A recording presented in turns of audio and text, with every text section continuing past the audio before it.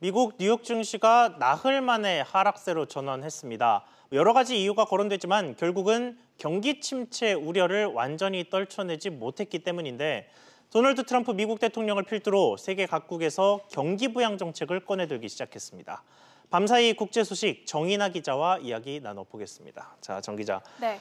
자, 먼저 뉴욕 증시 마감 상황부터 좀 전해주시죠. 네, 미중 무역 분쟁과 미국의 추가 금리 인하 여부에 대한 불확실성 때문에 미국의 뉴욕 증시 3대 지수 모두 4거래일 만에 다시 하락세로 전환했습니다.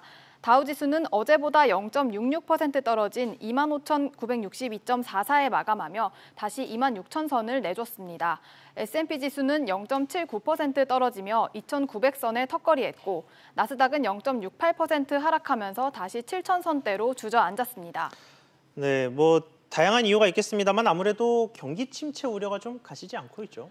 네, 미국 외신들은 미국의 레저용 차량 출하량이 지난해보다 20.3% 크게 줄어들면서 미국 경제에 대한 우려가 커졌다고 보도했습니다. 레저용 차량 출하량이 줄어든 것은 그만큼 사치품에 대한 수요가 줄었다는 것을 의미하기 때문인데요. 경제 전문가들은 과거 3번의 경기 침체가 나타나기 이전에도 레저용 차량 출하량이 감소하는 현상이 나타났다면서 미국의 경기가 침체에 진입했거나 곧 돌입할 것이라고 분석했습니다. 네, 그 경기 침체를 아직 온 건 아닙니다만 이끈 주요 원인이라면 미중 무역 분쟁을 사실 빼놓을 수가 없는데 지금 미중 무역 분쟁 악영향은 얼마나 됩니까?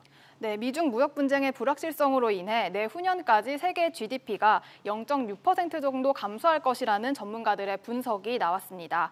국제통화기금 IMF가 추산한 내후년 세계 GDP 규모가 약 97조 달러에 한다는 것을 감안하면 미중 무역 분쟁 불확실성으로 인해 줄어들 세계 GDP는 5,850달러 정도로 추산됩니다. 그렇군요. 자, 이렇게 되면 결국 부양책이 나와야 하는 것 아닙니까? 네, 트럼프 미국 대통령은 오늘 새벽 백악관 기자회견을 통해 급여세 인하를 검토하고 있다고 밝혔습니다. 앞서 트럼프 대통령은 현지 시간으로 어제 자신의 트위터를 통해 미 연방준비제도가 기준금리를 1%포인트 이상 인하하고 양적 완화를 시행할 것을 재차 촉구하기도 했습니다. 중국 중앙은행은 어제 3년 10개월 만에 1년 만기 대출 우대금리를 4.35%에서 4.25%로 인하했고요. 독일도 경기 부양을 위해 500억 유로, 우리 돈으로 약 67조 원 규모의 재정을 풀 수 있다고 전했습니다.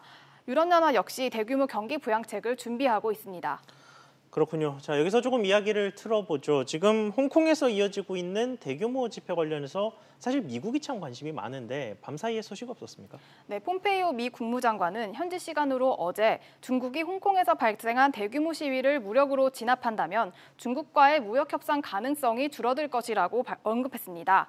앞서 하루 전에 트럼프 대통령도 중국이 홍콩 시위를 진압할 경우 제2의 천안문 사태가 될 것이라면서 미중 무역 합의가 어려워질 것이라고 전했는데요.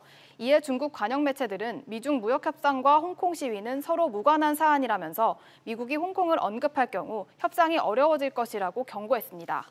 네, 정 기자 이야기 잘 들었습니다.